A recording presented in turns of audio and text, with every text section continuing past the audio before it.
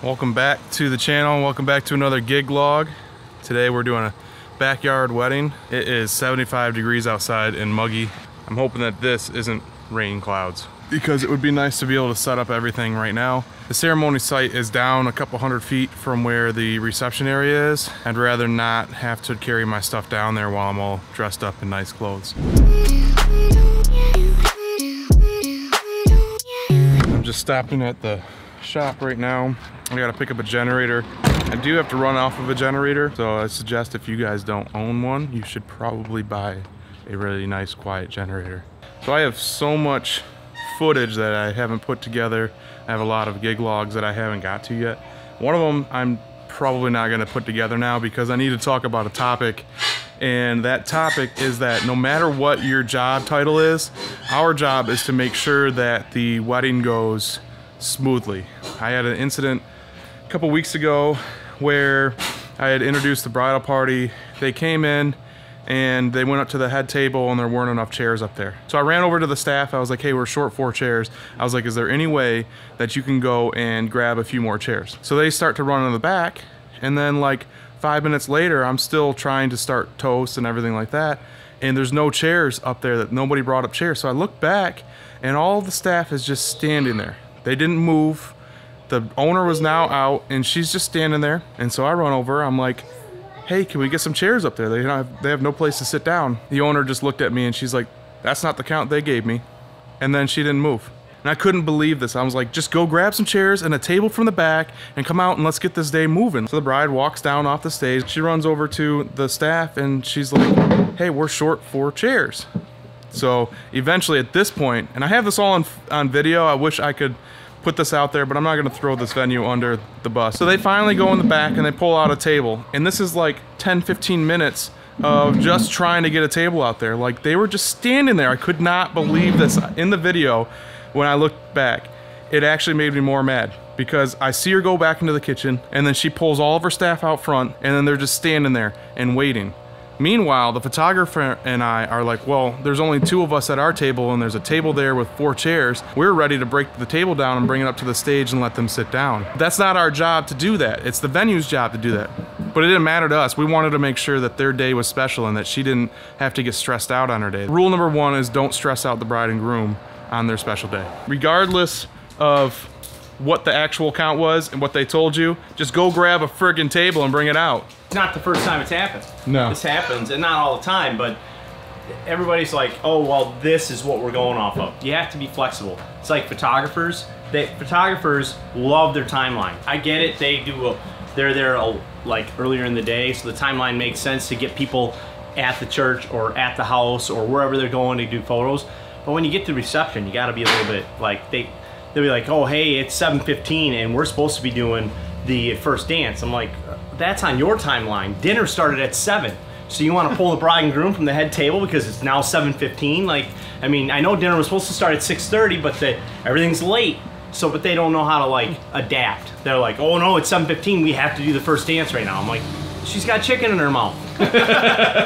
Use your head. Come on. Let's not stress them out.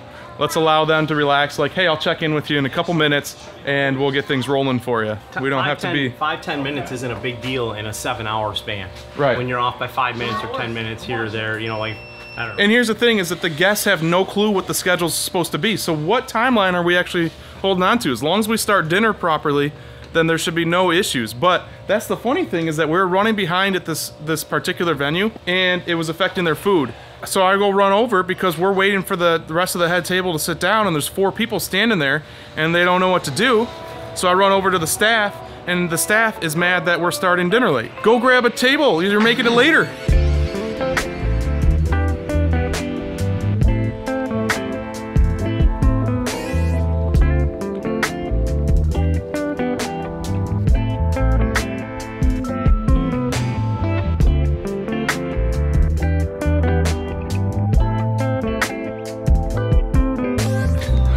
I'm officially out of breath and sweaty as can be. We got everything set up here.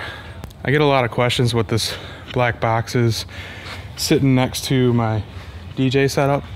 It's actually just a sub. It's a folded horn. This one's a PV. We have quite a few Cerwin Vegas as well. It's a single 18. This thing freaking rocks at every party, so I have a hard time giving it up. So it's looking a little beat up nowadays, so I always put this cover over top of the speaker so that it just looks like a table.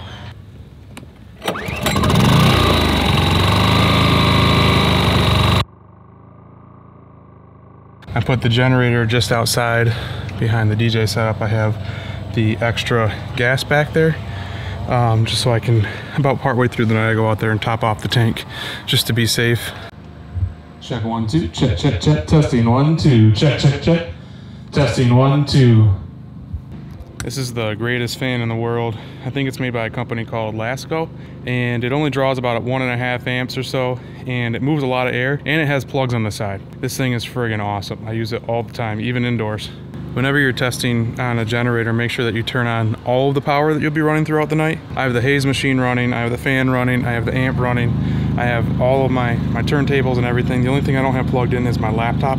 Worst case scenario, I gotta turn off the haze machine, not a big deal. Okay, so the next area that we're going to go is down to the ceremony area, which is just down the hill down here. Looks a lot farther through this lens than it actually is, maybe 150 feet, not too bad.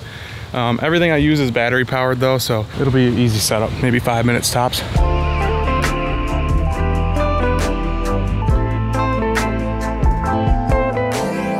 You're gonna see me talk about this ceremony rig quite a bit on this channel, and I'm gonna do like a full review on this. So make sure you hit subscribe so you don't miss that. We have this JBL Eon One Compact up here. It's absolutely fantastic. The battery life is ridiculous on it. It's like 12 hours or something like that. I just have a BLX microphone on top. This is my little accessory bag that I use for this. In here is a USB to 12 volt cable that I'll use for the microphone. That powers the microphone off of the rear of the speaker. And then I also have, I believe it's made by Triton. It's a FET head. It's a XLR booster, and it runs off of phantom power. And so this will go between the microphone and the speaker, and it just gives me a little bit more gain, just because this speaker doesn't have a huge amount of gain on the mic inputs for whatever reason. With this FET head in there, it actually boosts it by 20 dBs. And I'll make sure I put links in the description below for all of these. So I got the whole thing set up. My laptop will go down here, which I'll run that off a battery as well. So here's the final setup.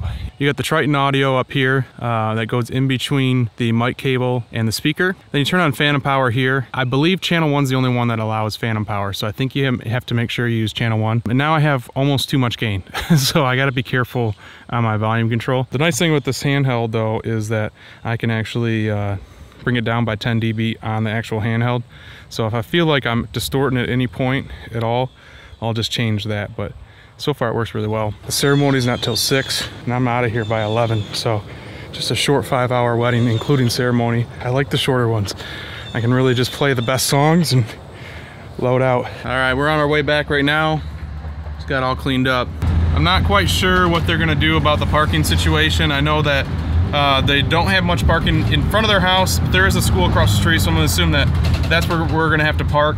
And the only downside of that to me is that if I have any kind of equipment failure, it's pretty far away that I have to run to go grab the gear, which we, knock on wood, shouldn't have any equipment failure tonight. But as you've seen in some of my past gig logs, I did have one time where my mixer had failed on me, so I'm just always extra cautious about it.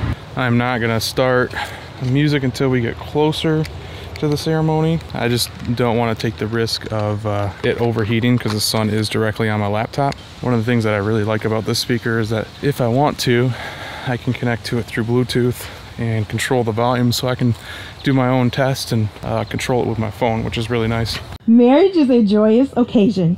It is connected in our thoughts with the charm of love, the warmth of home, and with all that is pleasant, as being one of the most important events of our lives.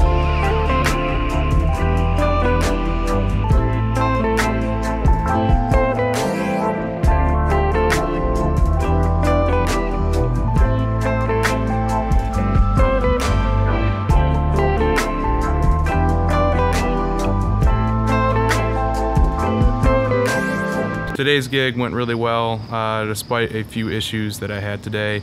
I usually decide to talk about a topic before the gig begins because something happened recently in other gigs that kind of taught me a lesson, and I figure it's something that I can pass on to other DJs out there. It seems like, however, whenever I choose these topics, that ends up happening at the gig, and it kind of drives home the topic that I'm talking about for the day. Today was no exception. It's easy for us to say that that's just not our job, but ultimately our job is to make the day go by as smoothly as possible. So sometimes we do some things that are outside of the realm of our quote-unquote job. Today that job for me was the generator that I brought. And that's just something that we add on extra. It makes the day easier for the bride and groom. So anything that we can do to kind of make it go smoother and make our lives easier too, so now we don't have to worry about power when there isn't power available. So normally I go through like maybe 2 gallons of gas for like, I don't know, a 6 or 7 hour reception. Today, after I went through dinner, I had already gone through nearly a gallon of gas. So I knew that I only had 1 extra gallon of gas with me, and I was almost through that. So I immediately had to call my wife and have her pick up 2 extra gallons of gas and bring them to me. The bride and groom had no idea there was even an issue. And they shouldn't, because that's our job, is to make the day go by smoother. Some other issues that I had today, one was a major one to me, was I feel like every time we do tent weddings, there's always an issue with the amount of ambient light in the tent. All of the lights were all in the same plug, so it was either too bright or too dark. And I would have rather it been too dark. However, the family disagreed with me, so the lights stayed on for the party. It would have been a better party had it been darker. People would have danced more. We also ran super behind today. The ceremony started 15 minutes late. Our grand entrance was a half hour late, and then food took longer than expected, and then I had to wait for the buffet tables to be torn down in order to do the first dance. The photo booth that was there was not provided by us, was leaving at 10. So the bride at about 9:40 wanted to go get pictures in the photo booth before we did first dance. And so that pushed first dance to like almost 10 o'clock. We didn't open up the dance floor until after 10, and the party started at 6. So it was hard to get people out there because the lights were on. A lot of people had taken off. Add that on top of the fact that the bride and groom asked for requests on their invitations to their wedding. So I had a list, this long list of requests for guests that were there, and when I'm playing this list, it's not working. People are not dancing. And so at a certain point, I just said, screw the list. I'm gonna do what I know how to do, rock out the party. And I'm supposed to end at 11. We didn't get dancing to open until after 10. So what do I got, like 40 minutes, 50 minutes? I ended up doing an hour overtime because the bride was like, she was upset that we had started so late. She wasn't upset at me, she was just upset that it happened. I did an hour overtime, and I was able to just throw hits in there and get the dance floor going for like an hour, and I don't know, maybe an hour and a half. At that, maybe an hour, 40 minutes. I don't know, but they were super happy at the end of the night. It's just a lot of issues tonight. It seemed like everything was compiling on to just ruin this party, and it could have been an even better party. Anyways, I got a wedding tomorrow. Tomorrow's Saturday, easy reception. Thanks for tuning in. I'll see you guys later.